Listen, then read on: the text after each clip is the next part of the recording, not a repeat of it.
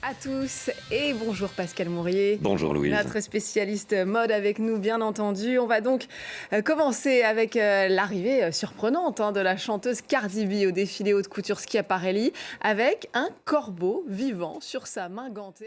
C'est la dernière collection à avoir été conçue sans directeur artistique avant l'arrivée de Mathieu Blazy en septembre.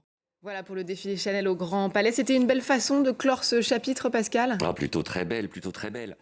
Encore une question, c'est à suivre donc. On passe à la créatrice néerlandaise Iris Van Herpen, connue, on le sait, On pour l'adore. repousser les limites de la mode.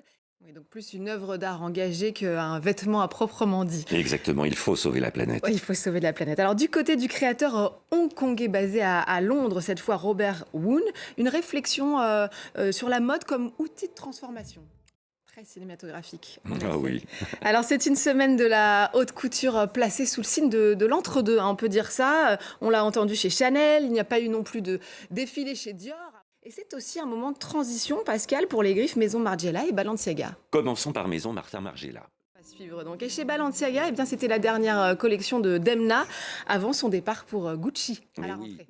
Et puis, moment suspendu au Théâtre des Champs-Élysées cette fois, avec la création du créateur Stéphane Roland, un défilé entre mode et musique grâce à une collaboration magique avec la chef d'orchestre Zaya Ziouani.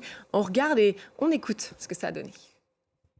Vous aurez donc reconnu le boléro de Ravel. Alors, ce défilé, à part l'avoir dans la tête en permanence avoir depuis. dans sa tête ce boléro de Ravel. On va d'ailleurs écouter Stéphane Roland à l'issue de ce défilé musical. Et voilà. On va terminer avec votre coup de cœur, Oui. Pascal, pour cette semaine de la haute couture. Le coup de cœur, c'est avec une jeune couturier.